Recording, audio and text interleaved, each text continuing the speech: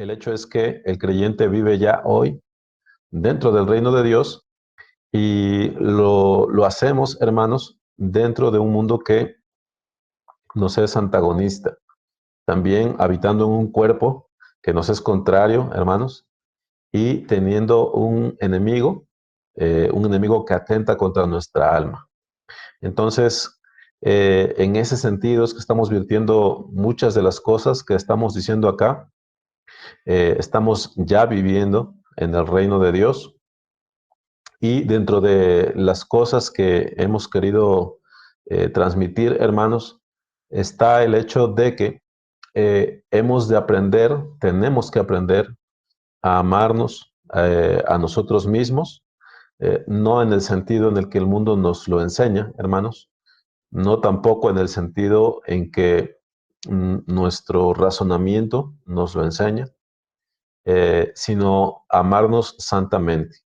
Es importante porque, como hemos comentado, hay dos mandamientos principales en la ley. Si ustedes recuerdan, mis hermanos, el amar a Dios sobre todas las cosas y el amar al prójimo. Y la referencia, hemos comentado, la referencia que se nos da, la única referencia que se nos da acerca de cómo amar al prójimo es amarle como a nosotros mismos. Un comentario que he hecho al respecto de esto es que no se da mayor explicación de ello, hermanos, porque no la necesitamos. Es decir, todos intrínsecamente nos amamos a nosotros mismos. A mí no me gusta que me roben, no me gusta que me mientan, no me gusta que me defrauden, no me gusta que codicien mis cosas, no me gusta que me violenten de ninguna manera. Entonces, en esa forma sencilla, la palabra nos dice, bueno, así como a ti no te gusta que te hagan esas cosas, así haz con tu prójimo. Ahora, el comentario, hermanos, que hemos hecho al respecto también es que hay un amor a nosotros mismos que es más profundo, que es precisamente el amor santo, es decir, el amor que nos profesamos tomando en cuenta el temor de Dios. Y de eso estamos hablando desde hace algunas semanas ya, hermanos. Así que hoy seguimos hablando acerca de amarnos a nosotros mismos, acerca de ser un bienaventurado. Y hoy particularmente nos vamos a detener un poco en esa palabrita, bienaventurado. Voy a ampliar un poco los comentarios que he hecho al respecto. Y según nos dé tiempo, hermanos, quisiera platicarles acerca de los pobres en espíritu, que ya hemos tocado algunas cosas la semana pasada, y los que lloran. Ese es el plan, hermanos. Sé que casi siempre me quedo corto. Entonces, hermanos, la semana pasada hice una pregunta y les soy sincero, muchas veces he estado con el pensamiento de que nosotros interactuemos como clase, pues, para que nos aconsejemos, para que participemos, pero no es un formato al que yo esté acostumbrado, hermanos. Voy a tratar de hacerlo, pero la semana pasada manejé una pregunta que proviene directamente de un texto de la palabra, Lucas 9:55. La pregunta es, ¿sabes, mi hermano, de qué espíritu eres? Y esta pregunta, hermanos, está directamente relacionada con el hecho de que la palabra nos manda que no juzguemos a nuestro prójimo para que nosotros no seamos juzgados. No me voy a detener mucho en ello, hermanos, pero lo menciono porque es algo que recién la semana pasada lo trajimos a colación. Entonces, solamente quiero perfilar algunas cosas, hermanos. Es necesario que nos hagamos esta pregunta. Yo sé que todos ustedes van a responder que sí, en su corazón al menos lo harán. ¿Saben de qué espíritu son, mis hermanos? ¿Saben a qué espíritu pertenecen? Todo esto se desprende, les recuerdo, de ese pasaje donde una aldea de samaritanos no quiso recibir al Señor Jesucristo y entonces el Juan y, si no mal recuerdo, Andrés, le preguntan al Señor, ¿Quieres que hagamos descender fuego del cielo como Elías? ¿Quieres que hagamos descender fuego para que los consuma? Porque mira, te han afrentado. Esto ya lo estoy diciendo de mi inspiración. ¿Quieres que hagamos descender fuego del cielo? Y allí el Señor da una respuesta, hermanos, que nos ayuda mucho. El Señor se vuelve a sus discípulos y dice que les reprende. Y les dice, vosotros no sabéis de qué espíritu sois, porque el Hijo del Hombre no ha venido para perder las almas de los hombres, sino para salvarlas. Ahora, mis hermanos, todos nosotros sabemos que hoy día el acusador de los hermanos es Satanás. Él acusa a los creyentes día y noche delante de Dios, pero es nuestro Señor Jesucristo el que nos justifica y quien nos defiende y quien aboga por nosotros. ¿Por qué traigo a colación esto, hermanos?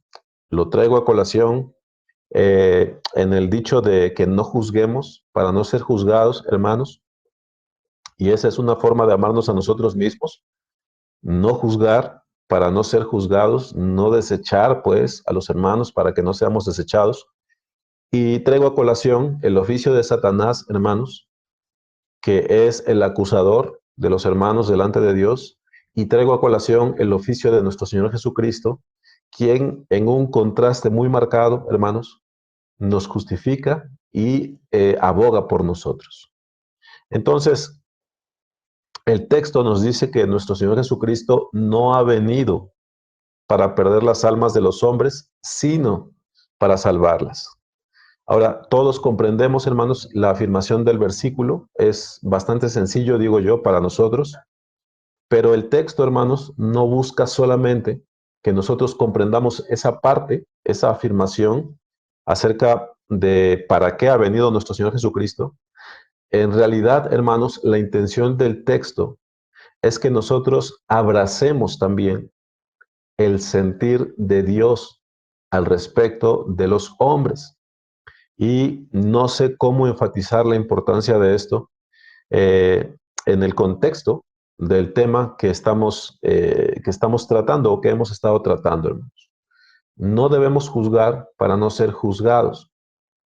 Bueno, el Señor Jesucristo, cuando aquellos dicen, ¿quieres que hagamos descender fuego del cielo y que los consuma? El Señor les dice, no saben de qué espíritu son. Ustedes no saben a qué espíritu pertenecen, porque yo no he venido para perder las almas de los hombres, sino para salvarlas. Al respecto de esto, hermanos, muchos de nosotros somos prontos para condenar a ese hermano, somos prontos para dictar sentencia. Incluso, hermanos, no lo digo solo porque lo haya presenciado, sino porque yo he tenido que lidiar también con estas cosas. En ocasiones, hermanos, uno experimenta una cierta alegría cuando la persona persiste en la necedad, puesto que el hombre, puesto que la mujer ya nos colmó, puesto que nos ha hecho mucho daño, puesto que está actuando desde hace tiempo de mala manera, a veces nosotros nos encontramos regocijándonos en su persistencia en el pecado y voy a usar esta expresión, nos relamemos los bigotes o no, no sé cómo es exactamente, pero nos alegramos anticipándonos al castigo que le espera a la persona. Entonces, por ahí eh, buscamos santificar nuestros sentimientos, diciendo que, bueno, pues que ojalá y se arrepienta, pero en realidad, hermanos, el corazón se regocija internamente en el pensamiento de que ya recibirá su merecido, de que ya se le pagará conforme a sus hechos. Al respecto de esto, hermanos, repito, estamos llamados a no solamente entender que Cristo ha venido para que los hombres sean salvos, el texto nos está llamando a que nosotros seamos del mismo sentir que nuestro Señor. ¿Cuál es el sentir del Señor? Bueno, Él no vino para que las almas se perdieran, hermanos. Él vino para que los hombres fuesen salvos. La segunda carta de Pedro, capítulo 3, versículo 9, dice que el Señor no retarda su promesa, según algunos la tienen por tardanza, sino que dice, es paciente para con nosotros, no queriendo que ninguno perezca, sino que todos procedan al arrepentimiento. La primera carta a Timoteo, capítulo 2, versículos 1 al 4, exhorto ante todo a que se hagan rogativas, oraciones, peticiones y acciones de gracias por todos los hombres, por los reyes y por todos los que están en eminencia, para que vivamos quieta y reposadamente en toda piedad y honestidad, porque esto es bueno y agradable delante de Dios nuestro Salvador, el cual quiere que todos los hombres sean salvos y vengan al conocimiento de la verdad. Ezequiel 33:11 en su primera parte, la primera parte del versículo, diles, vivo yo, dice Jehová el Señor, que no quiero la muerte del impío, sino que se vuelva el impío de su camino y que viva. Entonces, hermanos, aquí repito la pregunta que proviene del texto. ¿Sabes, mi hermano, de qué espíritu eres? Los hombres, hablo de los creyentes, hermanos, solemos tener un gran amor y una gran paciencia para con nosotros mismos, pero podemos o solemos ser implacables y nos apresuramos para airarnos, para juzgar y desechar cuando se trata de nuestro prójimo. Cuando pecamos, solemos recordar con esperanza en nuestro clamor a Dios que Él es clemente y misericordioso. Así le invocamos para nosotros mismos. Pero olvidamos eso fácilmente, hermanos, cuando se trata de los yerros de alguien más. Entonces, necesitamos, hermanos, meditar acerca de la expresión de Lucas. Dice, no sabéis de qué espíritu sois, porque el Hijo del Hombre no ha venido para perder las almas de los hombres, sino para salvarlas. La palabra nos manda que nos consideremos a nosotros mismos, hermanos, cuando alguno fuere sorprendido en alguna falta, dice, considérate a ti mismo, restaura a tu hermano con espíritu de mansedumbre, por supuesto, cuando el hermano lo permite, restáurale con espíritu de mansedumbre, considerándote a ti mismo, no sea que tú también seas tentado. Y si el hermano no lo permite, hermanos, de todas formas, no nos corresponde a nosotros el juzgarle y el desecharle. ¿Sí? Entonces, ah, tenemos, hermanos, que tomar en cuenta estas cosas y hagámoslo por consideración a nosotros mismos. Amémonos a nosotros mismos de esa manera, no juzgando a los hermanos, no juzgando a los demás, para que nosotros mismos no seamos juzgados. Estoy convencido, hermanos, que ninguno de nosotros desconoce la maldad del corazón. Y no lo digo solamente por las cosas que presenciamos de los demás hombres, hermanos. Estoy seguro que cada uno de nosotros comprende en una cierta medida la maldad del corazón porque todos nosotros lo experimentamos, hermanos. Y no lo experimentamos en una medida pequeña. Me parece que cuando pensamos bien de nosotros mismos, ello se debe a que tenemos un entendimiento algo corto, hermanos, de lo bueno y de lo malo. Creo que cuando nos consideramos buenos es porque somos superficiales o estamos poco iluminados al respecto de nuestra propia naturaleza caída. Cuando nosotros nos conocemos acerca de la profundidad con la que nos compenetramos con el pecado, hermanos, en ese sentido, todos debiéramos ser considerados unos con otros, ¿sí? Todos debiéramos considerar que la maldad habita también en nosotros y por ello debiéramos ser misericordiosos con los hermanos, ¿sí? Así que tomémoslo en cuenta. Termino esta parte, hermanos, recordándoles, porque me parece una buena lección práctica, recordándoles una de las resoluciones de Jonathan Edwards. Eh, Él, entre tantas cosas que proponía en su corazón, una de ellas era que cuando él experimentara algún dolor, sea que se machucara un dedo, sea que se quemara por alguna razón, cuando experimentara algún dolor, él se comprometía a aprovechar ese dolor para pensar en los dolores del martirio y del infierno.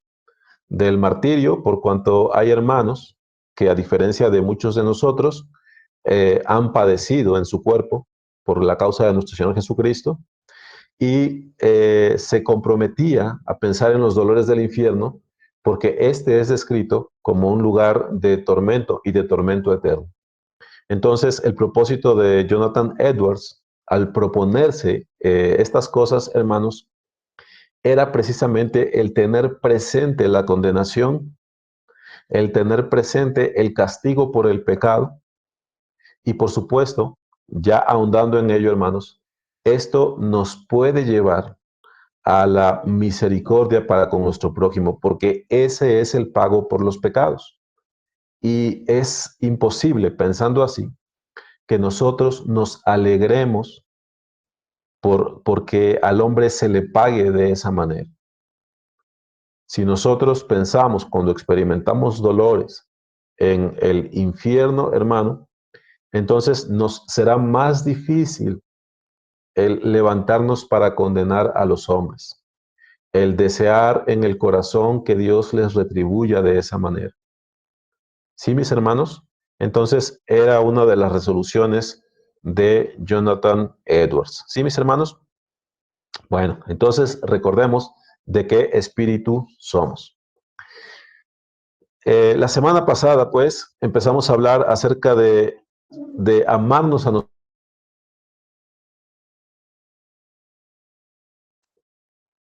Hoy sería la segunda parte.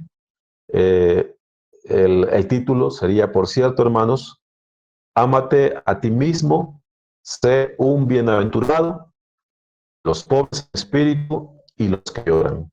¿Sí, mis hermanos? Entonces, uno de los enfoques de esta plática, hermanos, tenía que ver con el buen entendimiento de la palabra bienaventurado. ¿Recuerda usted? Bueno, bienaventurado es una palabra que no se utiliza prácticamente, no se utiliza fuera del ámbito de la palabra del Señor. Usted, yo creo, difícilmente se va a encontrar con una persona que utilice esta palabra en su lenguaje común, en su lenguaje ordinario. Pero dentro de lo que es la palabra, hermanos, la palabra bienaventurado significa uno que es feliz, bendito o que goza en el cielo. Ahora, hermanos, hemos subrayado, se centran en el final dichoso del hombre. Es decir, la palabra bienaventurado, aunque la describamos como uno que es feliz, se centra en el final. Es decir, puede estar padeciendo hoy, pero finalmente será bienaventurado o será dichoso, pues al final será dichoso. El bendito, un bendito, puede ser que padezca hoy día, pero se le dice así en virtud de que se espera que su final sea dichoso. Cuando decimos que un bienaventurado es uno que goza en el cielo, hermanos, bueno, estamos hablando de un hombre hoy que puede estar padeciendo y, como la misma expresión lo dice, llegará un momento, Dios mediante, que él gozará en el cielo. ¿Sí? Entonces, hemos de tomar en cuenta esto. La palabra bienaventurado tiene que ver con el final dichoso del hombre.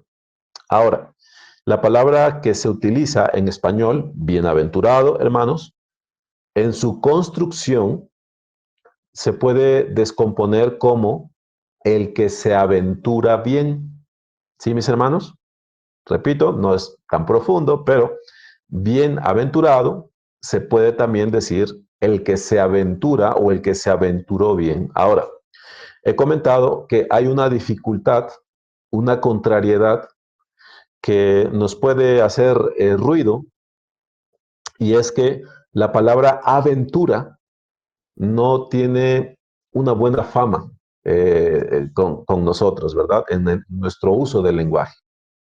¿Y por qué no tiene una buena fama? Bueno, porque la aventura se conoce como algo que es arriesgado, pero también que lleva sus riesgos, pues, pero también, hermanos, como algo que tiene un final incierto.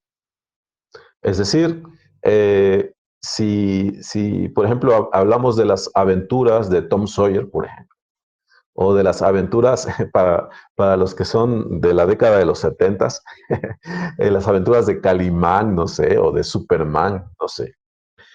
Bueno, sabemos que siempre termina bien, pero me refiero, hermanos, a que la palabra aventura da esa noción, ¿no? Hay un final incierto. Eh, entonces, tenemos que limar bien eso. ¿Por qué? Porque cuando se habla del bienaventurado, hermanos, se habla de ello en virtud de la fe. Y la fe, hermanos, eh, se da a entender como la certeza de lo que se espera, la convicción de lo que no se ve. Es decir, el final del bienaventurado no es una cuestión azarosa, no es un volado, no es tirar unos dados, no es una corazonada por la cual me voy a arriesgar, hermanos. No, no es así la fe que da origen a las bienaventuranzas, hermano. Entonces tenemos que aprender a limar bien eso. Entonces, hermanos, me voy a detener por un momento, ya llevamos 20 minutos, me voy a detener por un momento en la cuestión de la fe y su relación con las bienaventuranzas. ¿Sí, mis hermanos? ¿Recuerdan ustedes que la semana pasada mencionamos al peregrino de Juan Bunyan, hermanos? Eh, Francamente, no sé cuántos de ustedes lo han leído. Um, Creo que solo para poner en contexto, hermanos, eh, esta, esta obra de John Bunyan, hermanos, bueno, es un relato de la vida cristiana que alegoriza todas las vivencias de un creyente. El formato que utiliza el hermano es bien interesante, que utilizó el hermano, porque nombra a los protagonistas, a los personajes y a los lugares con aquello que representan. Entonces, nosotros tenemos que el protagonista principal es cristiano, ¿sí? Entonces, ese hombre representa a un cristiano y a todas sus vivencias. Eh, um, Su ciudad, el lugar de donde él proviene, es la ciudad de destrucción, ¿no? Y se nombra así, dando a entender que él vive perdido y le es necesario, por el llamamiento de Dios, salir y dirigirse hacia ciudad celestial. Eh, Solo por abundar un poquito, por si alguien no está familiarizado, cuando él sale de la ciudad de destrucción, le alcanzan dos ciudadanos de allí para persuadirle para que regrese. Uno de esos ciudadanos se llama Flexible y el otro se llama Obstinado, y por supuesto ambos representan esa característica.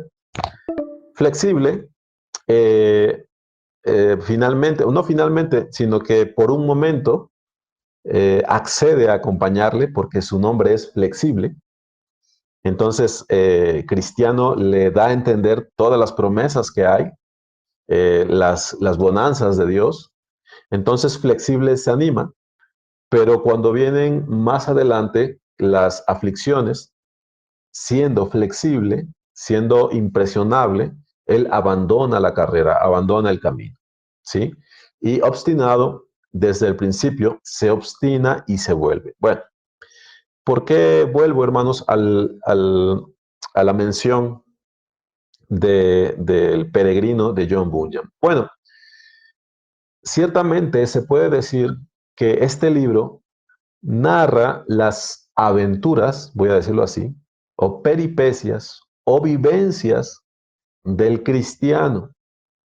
Pero es importante, hermanos, que nosotros tomemos en cuenta esto. Y lo uso, hermanos, con confianza como ejemplo, porque me parece una buena semblanza de la vida en Cristo. Al principio, antes de salir de la ciudad de destrucción, nosotros encontramos al personaje, a Cristiano, lo encontramos, dice el relato, leyendo el libro, haciendo alusión a la Biblia. ¿Qué es lo que pasa, hermanos? Que el Espíritu del Señor trae convicción al creyente. No son cosas que él ya haya visto.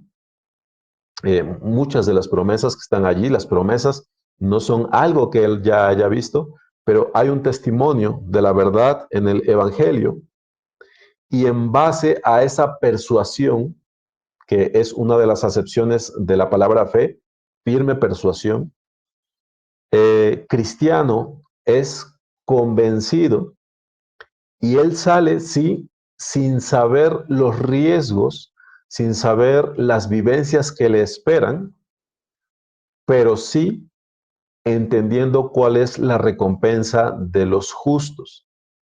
Entonces, hermanos, todo esto es por aclarar o por poner en orden la palabra aventurarse. El creyente es bienaventurado porque en efecto hay muchas cosas de la vida en Cristo que nosotros desconocemos y que tendremos que transitar nuevas, hermanos, durante nuestra vida, ¿sí? Hay cosas, vivencias, experiencias, pruebas, aflicciones, luchas, todo eso, hermanos, lo tendremos que pasar, sí. En ese sentido, se puede decir que el creyente se aventura, pero se bienaventura porque él tiene la certeza de lo que se espera, él tiene la convicción de lo que aún no ve. Entonces, el creyente es bienaventurado por cuanto su final será dichoso, aunque entre el cumplimiento de la promesa y su principio de carrera, hermanos, hay todas estas cosas. ¿Sí? Sí, mis hermanos. Entonces, de esa manera, debemos acercarnos a la palabra bienaventurado. El creyente es uno que se encamina bien, hermanos, pero no en base a una corazonada, no por ser un ingenuo, no por ser crédulo en el peor sentido de la palabra, no por ser un inocentón, hermanos. El creyente sale y se bienaventura. ¿Por qué? Porque tiene una firme persuasión. Ha sido persuadido por la palabra, ha sido persuadido por el Espíritu de Dios. Se le ha dado testimonio de la verdad, él ha abrazado la tal verdad y entonces ha salido. ¿Sí, mis hermanos? Y aquí nos encontramos usted y yo peregrinando y viviendo cosas que tal vez no nos esperábamos, viviendo pruebas que no esperábamos, pero sabiendo cuál es el final dichoso del creyente. Sí, mis hermanos. Entonces, sé que suelo enredarme, hermanos, sé que suelo dar rodeos demasiado grandes, pero yo espero que pueda plasmar con cierta coherencia o claridad las ideas. Entonces, esa es una de las formas o una forma correcta de acercarnos a la palabra bienaventurado. ¿Sí, mis hermanos? Bueno, Entre las cosas que el creyente recibe, hermanos, aquellas cosas de las cuales somos persuadidos, están estas. Cuando la palabra, cuando el Espíritu nos da testimonio, independientemente de cuál sea su historia de conversión, mi hermano, todos los creyentes participan de estas certezas que le participa el Espíritu y la palabra. Uno, llegamos a creer que Dios es veraz. Llegamos a creer que Dios es veraz en sus dichos, ¿sí? El que llega a tener fe, hermanos, ha entendido y aceptado el hecho de sus transgresiones. Ha entendido que es un transgresor de la ley de Dios y ha aceptado su culpabilidad. ¿Sí, mis hermanos? Ha comprendido también la justicia, la santidad de Dios y la severidad, por tanto, del juicio venidero. Ha comprendido la justicia, la santidad de Dios y, por tanto, la severidad del juicio venidero.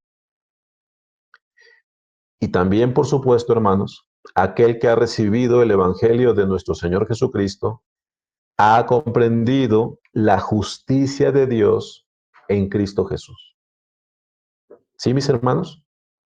Entonces, estas cosas forman, crean o dan a la luz una firme persuasión.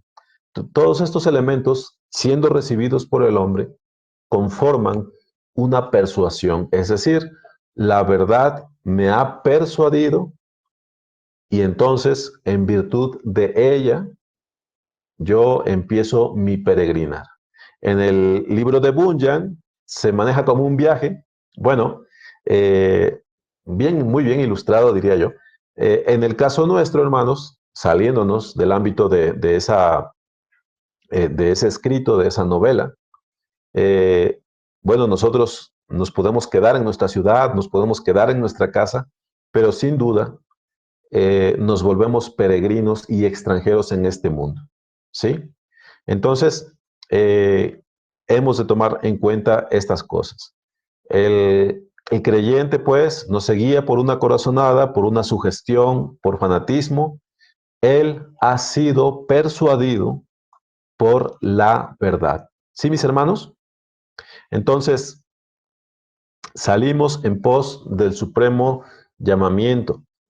Salimos en pos de la ciudad celestial. Salimos en pos de esa vida eterna que la palpamos, hermanos, desde que abrazamos la fe. Pero si usted me comprende, bueno, nos es necesario el perseverar, nos es necesario el que nos mantengamos firmes en la fe. Así que de esa manera debemos acercarnos a las bienaventuranzas. Bienaventurados los pobres en espíritu. Tienen un final dichoso, los pobres en espíritu, porque de ellos es el reino de los cielos. Ahí está el final dichoso. Bienaventurados los que lloran, porque ellos recibirán consolación. Bienaventurados los mansos, porque ellos recibirán la tierra por heredad. Bienaventurados los que tienen hambre y sed de justicia, porque ellos serán saciados. Si usted empieza a ver, a notar el patrón, hermano, se dará cuenta que es de fe, porque se trata muchas veces, hermanos, la vida en Cristo, se trata, aunque participamos de gozo, de alegría, hermanos, de triunfos, de victorias, se trata muchas veces, por supuesto, de sufrir también, hermanos, para gozar después, ¿sí? De padecer para ser recompensados posteriormente. Entonces, el pobre en espíritu, el que llora, el manso, el que tiene hambre y sed de justicia, el misericordioso, el de limpio corazón, el pacificador, no siempre la pasa bien. ¿Sí, mis hermanos? No en este mundo. Pero de ellos es el reino de los cielos, ellos recibirán consolación, ellos recibirán la tierra por heredad, ellos serán saciados, ellos alcanzarán misericordia, ellos verán a Dios, serán llamados hijos de Dios.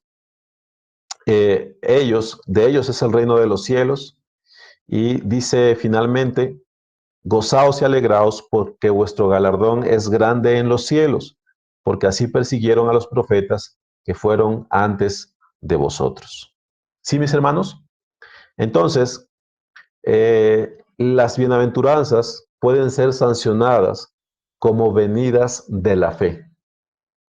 Están ligadas a la fe. Y esto es así por cuanto tenemos certeza y convicción de aquello que será. ¿Sí, mis hermanos? Bueno, uh, no quiero dejar de decir, hermanos, que son de fe, que implican la necesidad de que el creyente padezca en el siglo presente para asir o procurar lo venidero. Por definición, las bienaventuranzas se pronuncian para un bien condicional y futuro. Las bienaventuranzas, por definición, se pronuncian para un bien que es condicional, es decir, es necesario que el creyente abrace estas cosas, y es un bien que finalmente es futuro, porque aunque podemos gozar de ciertas cosas, hermanos, la gran recompensa será en la vida venidera, ¿sí? Bueno, ellos recibirán, ellos serán llamados, ellos alcanzarán, ellos verán, etcétera, etcétera. En este punto tendríamos que, bueno, por el formato que yo he adoptado, empezaríamos a platicar o a recapitular acerca de los pobres en espíritu, hermanos. Tenía un comentario ampliado al respecto de esto, pero no me parece prudente por cuestión del tiempo, el tiempo que solemos ocupar, por supuesto, me refiero. Pero bueno, no creo que sea prudente, hermanos, que empecemos el tema. Entonces, me parecería bien que lo dejáramos allí, hermanos. Yo espero que en esta redundancia que reconozco en mí, algo de lo que se dice les pueda ayudar, hermanos, a trazar de una mejor manera algunas palabras o algunas cosas que son familiares para nosotros, pero me parece a mí que de repente no las consideramos tan exactamente. Entonces, creo que quisiera quedarme en esto, hermanos. Pensemos en el significado de la palabra bienaventurado, y yo espero que en alguna forma sepamos trazar mejor cómo surge la palabra y cómo se relaciona esta con la fe, hermanos. Diría el apóstol Pablo, con la fe que nos es común a vosotros y a mí, hermanos. Entonces, me voy a detener allí porque